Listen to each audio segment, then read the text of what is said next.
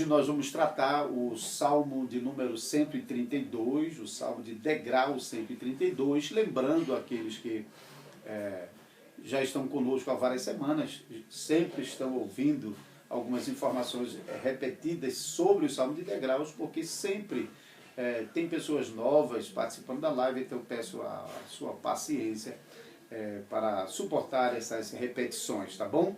Então, os salmos de degrau são aquela coleção de salmos que vai do Salmo 120 até o Salmo 134. E leva esse título, Salmo de degraus, em algumas traduções da Bíblia em português. Eu não sei qual a tradução que você está aí agora. Eu estou usando a Revista Atualizada, e no caso da Revista Atualizada, eles chamam de Salmos de Romagem ou Cântico de Romagem. Essa expressão traduz as palavras hebraicas para cânticos de subida. Em Hamahalot é uma palavra hebraica que literalmente significa subida, então às vezes traduzido como degraus, às vezes como subida.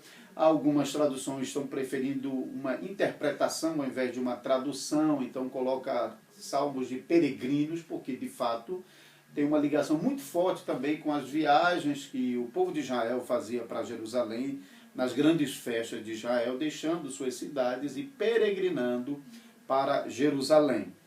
E quando a gente vai ler o Salmo, eu sempre tenho recomendado para ler também o título do Salmo. Algumas Bíblias têm dois títulozinhos, um em negrito e um em itálico.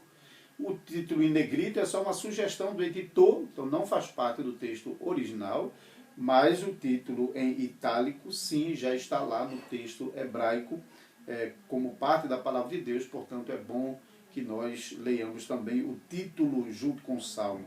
Então vamos fazer isso nesse momento, lembrando que o Salmo 132 é o maior dentre esses 15 salmos de degraus. Então, o Salmo 132, se você está com a sua Bíblia aí perto, você pode acompanhar. O Salmo 132 diz assim: Cântico de romagem. Lembra-te, Senhor, a favor de Davi, de todas as suas provações, de como jurou ao Senhor e fez voto ao poderoso de Jacó. Não entrarei na tenda em que moro, nem subirei ao leito em que repouso. Não darei sono aos meus olhos, nem repouso às minhas pálpebras, até que eu encontre lugar para o Senhor, morada para o poderoso de Jacó. Ouvimos dizer que a arca se achava em Efrata, e a encontramos no campo de Jaar. Entremos na sua morada, adoremos ante o estrado de seus pés. Levanta-te, Senhor, entra no lugar do teu repouso, tu e a arca de tua fortaleza. Vistam-se de justiça os teus sacerdotes e exultem os teus fiéis.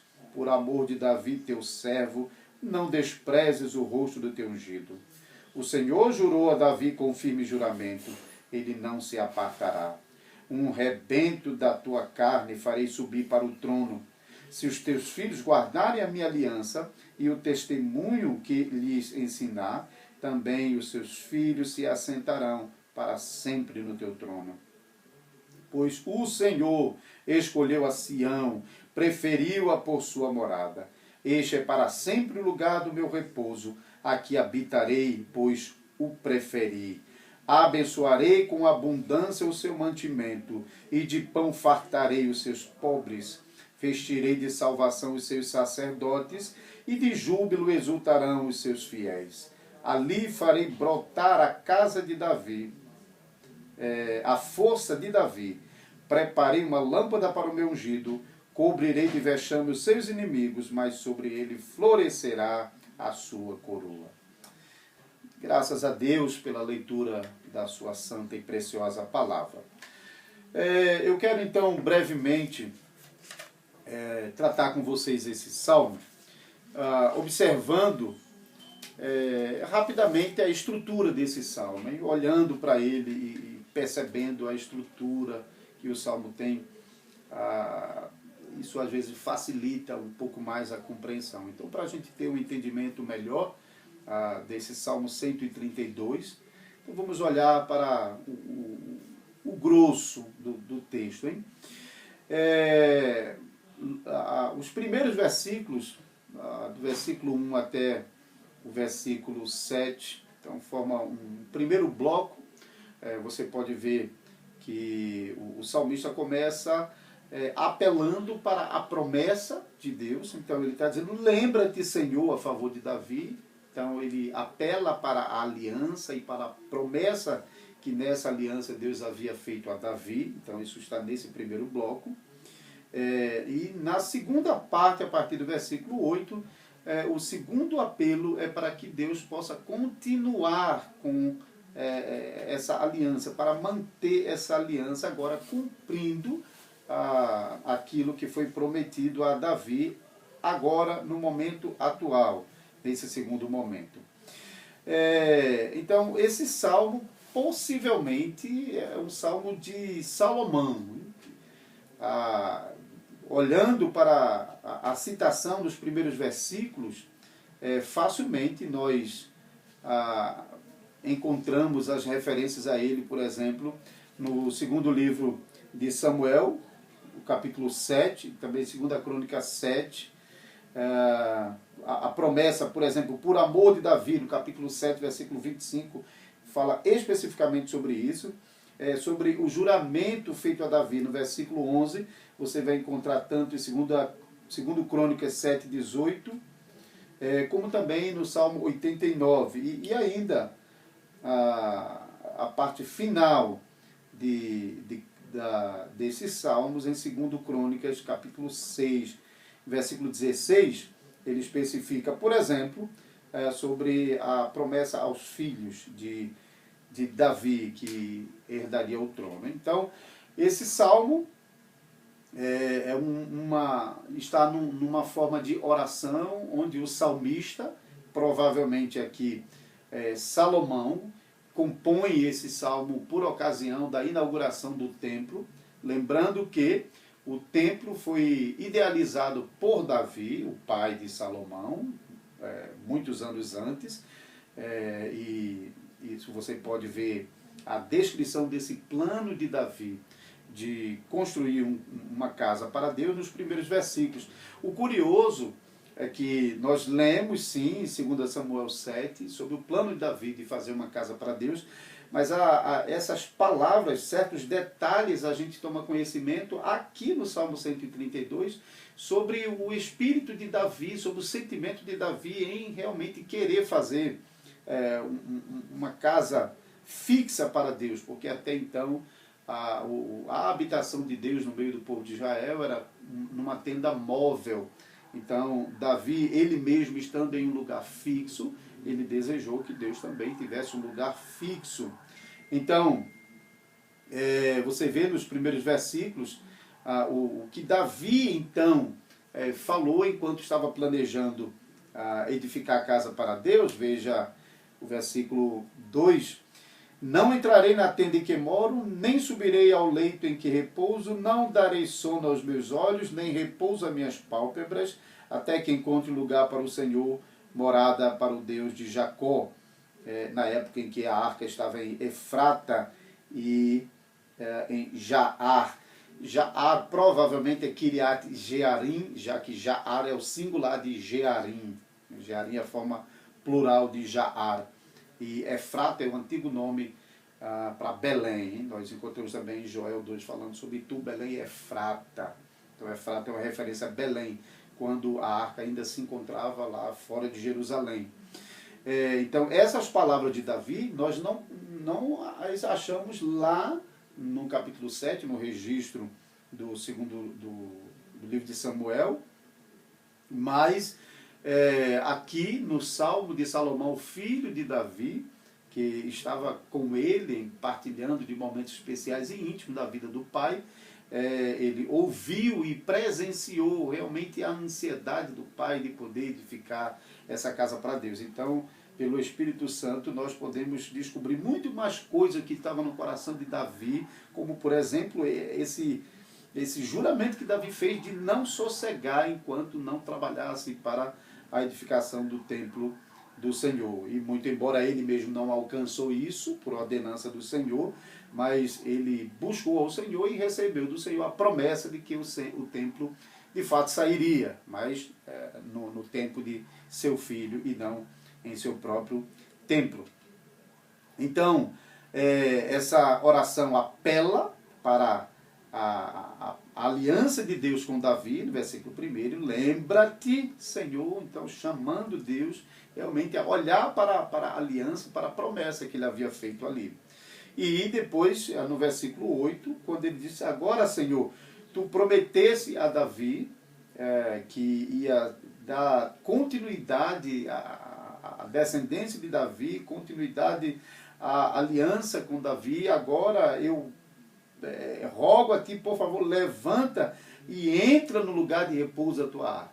Então, nós lemos sobre a construção do templo e agora a inauguração do templo e a oração de Salomão para que Deus, de fato, possa habitar o templo que agora era edificado ao Senhor. E, de fato, isso acontece e a glória do Senhor enche o templo, como sinal de aprovação ao clamor de Salomão e também como sinal da presença de Deus ali no templo.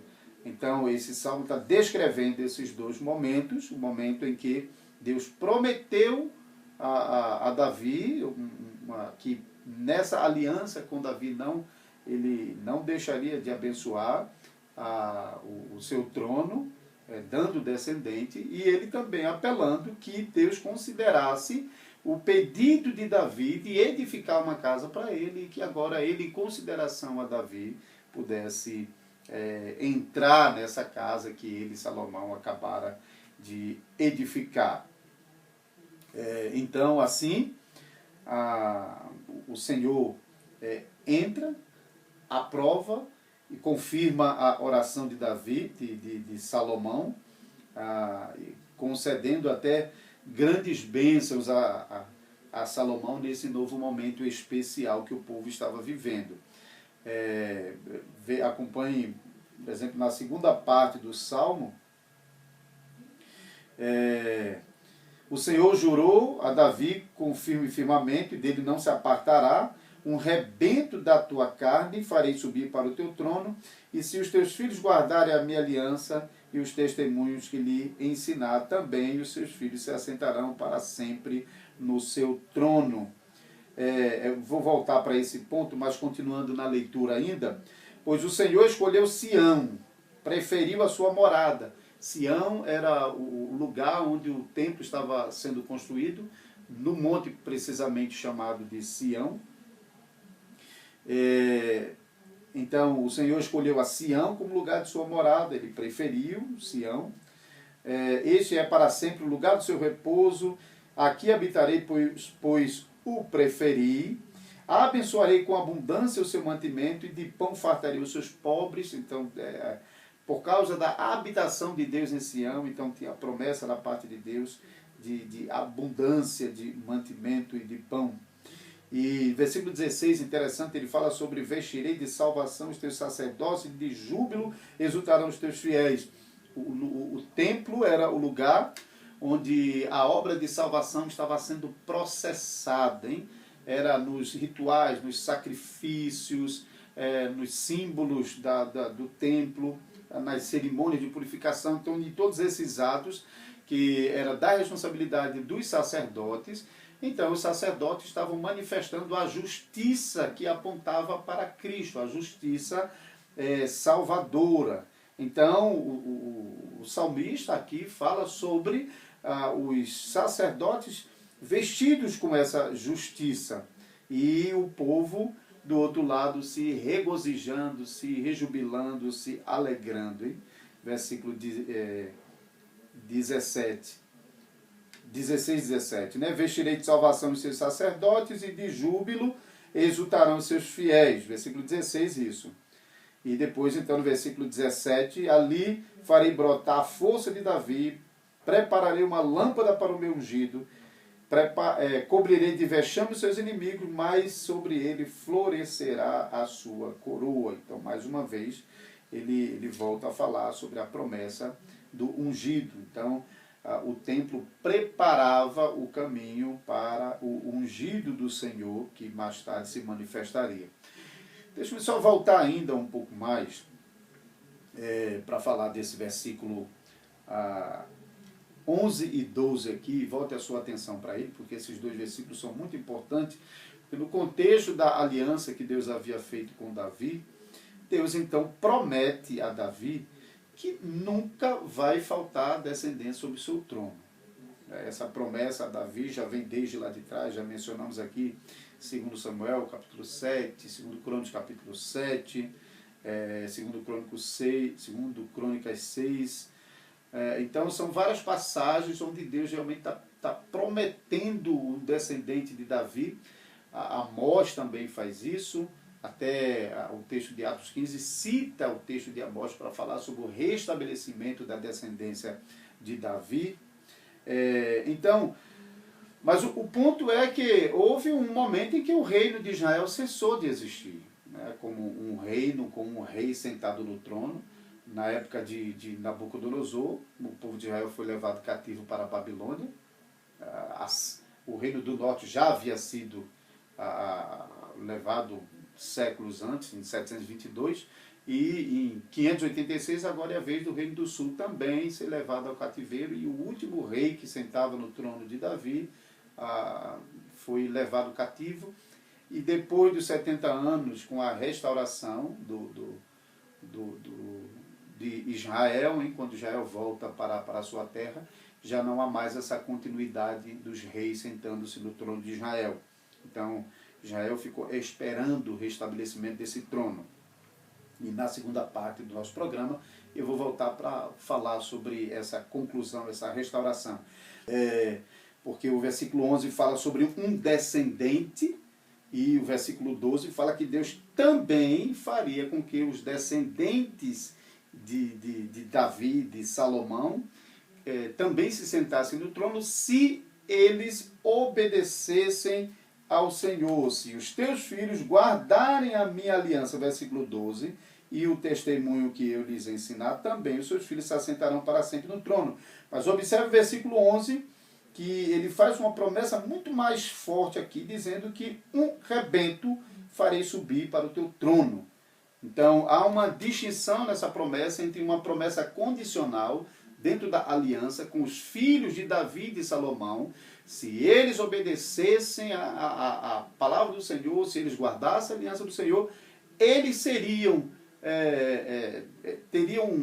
o trono de Davi garantido para a sua posteridade. Mas se eles deixassem de obedecer, eles perderiam isso, porque essa promessa era condicional. Mas a promessa do rebento de um descendente em especial, essa promessa é infalível, por duas razões. Primeiro, porque Deus a decretou como infalível. Segundo, porque aquele descendente seria perfeitamente obediente, guardando a aliança de Deus em tudo. Então não haveria risco nenhum desse aspecto da promessa cair por terra. Ok, então vamos retornar à conclusão aqui do nosso assunto do Salmo 132, Salmo de degrau 132. É uma oração de Salomão por ocasião da dedicação do templo, que fora construído no seu tempo. O templo foi idealizado pelo seu pai, Davi, mas Deus não permitiu que Davi tocasse essa obra adiante, mas o Senhor, por amor a Davi, garantiu que o templo fosse edificado, então, no reinado do seu filho Salomão. Então, Salomão, por ocasião da consagração do templo, ele, então, apela para a aliança de Deus com Davi, que concedeu a Davi a graça de que esse empreendimento da construção do templo fosse levado adiante e que agora Deus pudesse entrar no templo que Salomão havia edificado. Então, no versículo 1, Salomão apela para a aliança de Deus com Davi, que permitiu a construção do templo, e agora no versículo 8 ele mais uma vez apela à aliança para que o Senhor possa confirmar o templo por meio de entrar no templo. E nós vemos que isso aconteceu lá no texto de 2 Crônicas 7, a gente vai ver a glória do Senhor enchendo o templo. E confirmada então a presença do Senhor no templo, nós lemos nos versículos finais a promessa de continuidade dessa aliança na descendência de Davi, também depois de Salomão. Então eu encerrei o bloco anterior fazendo destaque aos versículos 11 e 12, porque no versículo 11 nós lemos sobre a promessa de um descendente, de um rebento da carne, farei subir para o teu trono. E no versículo 12 faz menção a os outros filhos de Davi e de Salomão no decorrer das gerações. Se eles forem fiéis à aliança e guardarem a palavra de Deus, eles também teriam a garantia de que esse trono continuaria em Israel para que eles continuassem governando na descendência de Davi. Então, eu expliquei que há então um aspecto condicional nessa promessa pactual, hein? Se vocês obedecerem, eu vou garantir o trono para vocês. Mas o versículo 11 fala especificamente de um rebento. Então, essa promessa do versículo 11 é inquebrável.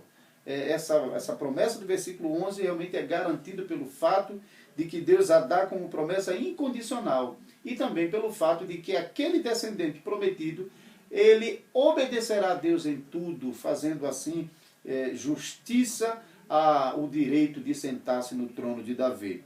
E nós sabemos, por Lucas 1,37, que o descendente de Davi sentou no trono. Hein? O descendente prometido a Davi, capítulo 1, versículo 37...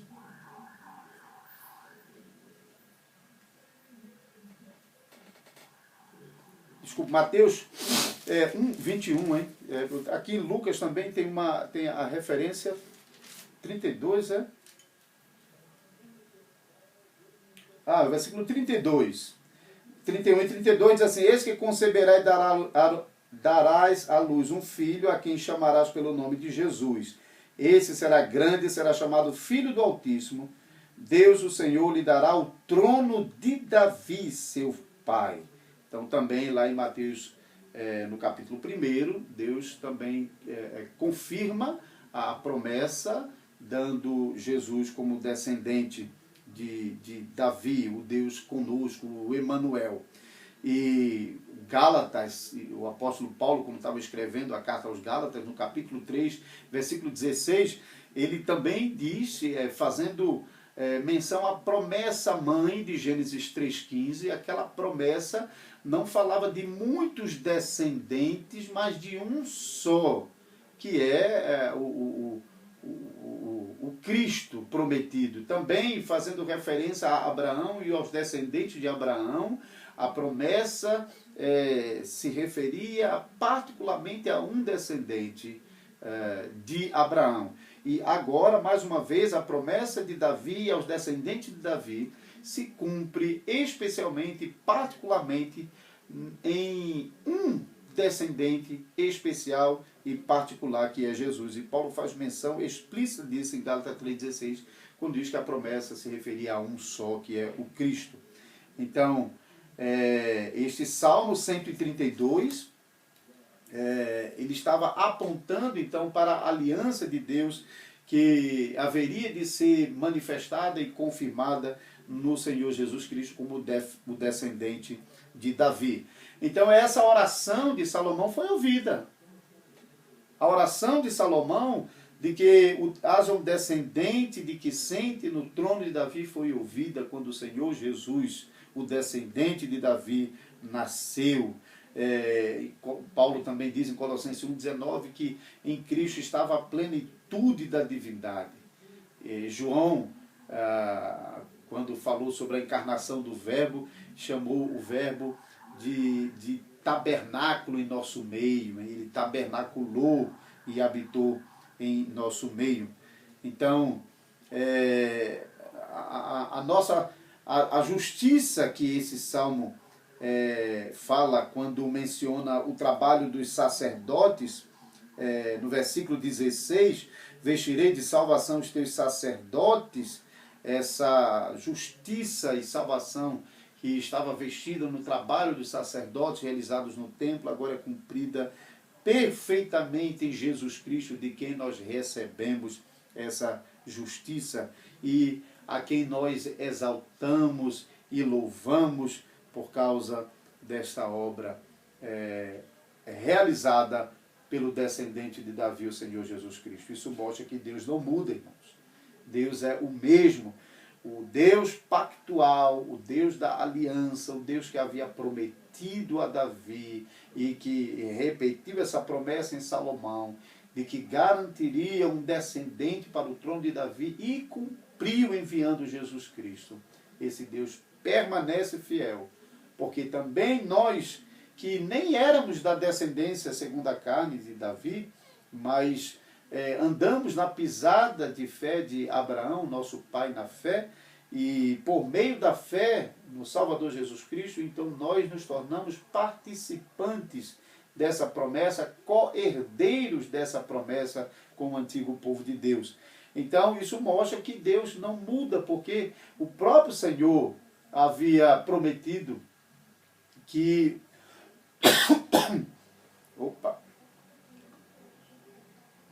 o próprio Senhor havia prometido que os gentios entrariam para fazer parte na promessa do povo de Deus no Antigo Testamento. E isso se cumpriu.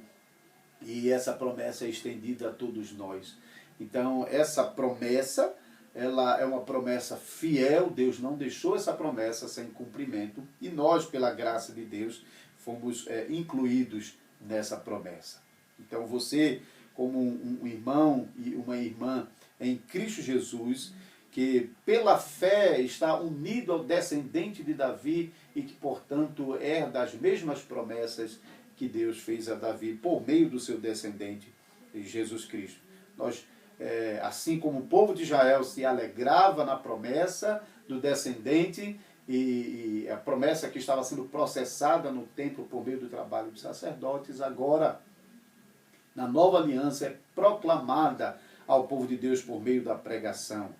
Então, no trabalho de pregação, o povo de Deus se alegra com a mensagem da salvação, da qual somos revestidos por meio da justiça de Jesus Cristo.